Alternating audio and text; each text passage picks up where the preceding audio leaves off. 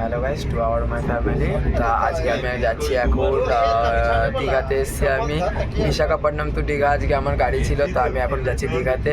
তা গাইস, আজকে দীঘাতে আমরা কী করতে চলেছি না করতে চলেছি সম্পূর্ণ ভিডিওর টুকটা আজকে তুলে দেখাচ্ছি। এখন আপাততর মধ্যে তোমরা এই ভিউজটা লোকেশন নাও, ডেটা ফর মাই। এই যে তোমরা যে দীঘার মধ্যে আসতে চাইছো, অথবা তোমরা ভাবো যে কি যে এখন ঠান্ডাটা কীরকম হতে পারে দীঘায়, ঠিক আছে ভাই, লাইক সিরিয়াসলি স্কিপ না করে তোমরা ভিডিওটাকে দেখতে থাকবে কন্টিনিউ। একবার তোমরা বাইরের দিকে তাকিয়ে দেখো যে দীঘার এখন ওয়েদারটা কীরকম। এখন কটা বাজে? এখন বাজে হচ্ছে 6:10, টাইমিং চলছে 6:10। কিন্তু এই 6:10-এর টাইমিংয়েও তোমরা দীঘার বাইরের ভিউজটা দেখো। যখন আমরা বিশাখাপট্টনমে থাকি গাইস, তখন তোমরা ওই ভিউজ দেখেছো। ওই ভিউজের মধ্যে কেরম চলে বিশাখাপট্টনমে কিন্তু এখন ওর মধ্যে রোদ্দুর উঠে যায় প্রথমত।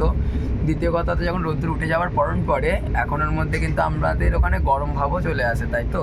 কিন্তু এখন তোমরা দীঘাতে দেখো, ওয়েস্ট বেঙ্গল অফ দীঘা কীরকম, তাহলে তোমরা বুঝতে পারছো। আমরা বলবো না যে অল অফ ভিউজই বেটার, বাট একটু ফিল করাটাও কিন্তু দরকারি, তাই না? দেখো ভিউজটা ফিল করে দেখো।